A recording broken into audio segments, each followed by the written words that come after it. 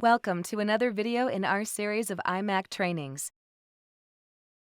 The purpose of this video is to provide viewers with different examples of IMAAC activations for both CBRN or hazmat exercises and real-world incidents, as to strengthen understanding of the support IMAAC can provide to federal, state, local, tribal, and territorial government entities.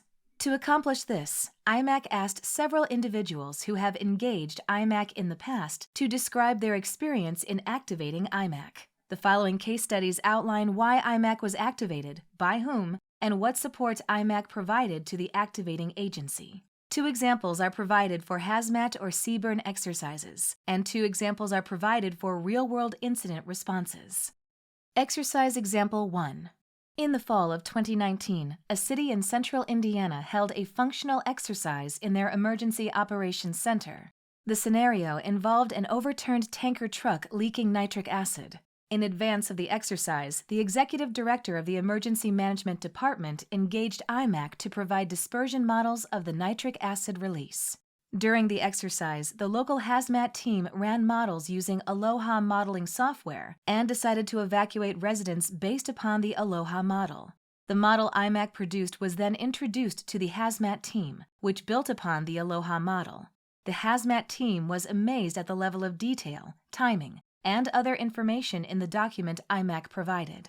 The IMAAC model led the hazmat team to quickly realize that they should issue shelter-in-place orders rather than evacuation orders. The executive director of emergency management claimed the IMAAC product had a significant and positive impact on the exercise. Following the exercise, the scenario and IMAAC products were shared with the area's Fire Chiefs Association, Local Emergency Planning Committee, and Emergency Management Advisory Board, and the IMAAC telephone number was added to the city's Hazmat Response Standard Operating Procedure. Exercise Example 2. A request was submitted to IMAAC by a local Emergency Planning Committee chair and senior meteorologist at the National Oceanic and Atmospheric Administration, or NOAA, to support a virtual hazmat exercise in Oregon.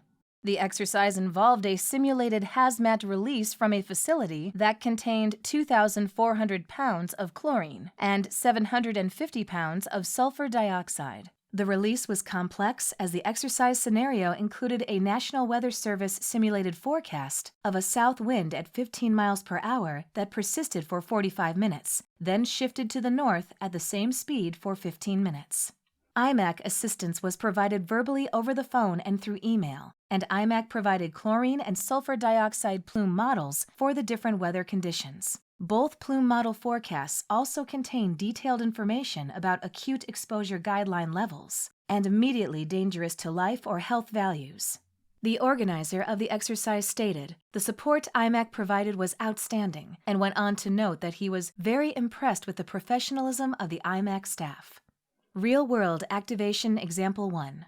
In June of 2019, a fire and explosion occurred at a refinery in Philadelphia. The Environmental Protection Agency provided air monitoring support to the city of Philadelphia, and the refinery and subsequently installed hydrogen fluoride air monitoring instruments on the refinery property until September 30th. After the fire and explosion, the refinery initiated measures to neutralize a large quantity of hydrogen fluoride over a several-week period.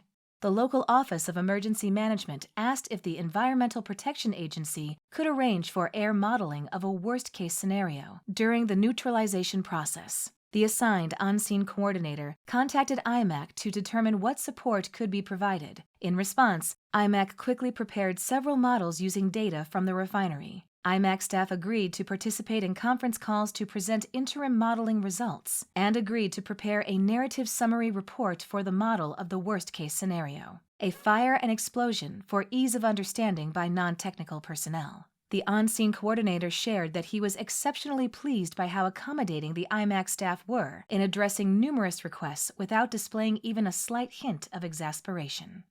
Real-world activation Example 2. IMAAC was activated to respond to a large fire at a lubricant manufacturing plant in Illinois in June of 2021. The fire forced an evacuation of the area with a 1-mile radius evacuation zone. Anyone within a 3-mile radius of the plant was also asked to wear a mask. The Red Cross, along with the Salvation Army, the Illinois National Guard, and numerous other state and federal agencies and departments, immediately mobilized after the fire broke out. IMAAC provided multiple models over the course of the incident, including soot concentration models, obscuration models, and a release of sulfuric acid. IMAAC has supported several other federal, state, and local CBRN or hazmat exercises and real-world activations, providing critical information to first responders, government agencies, and partner organizations. For questions surrounding IMAAC support for training and exercise, please email imac@fema.dhs.gov.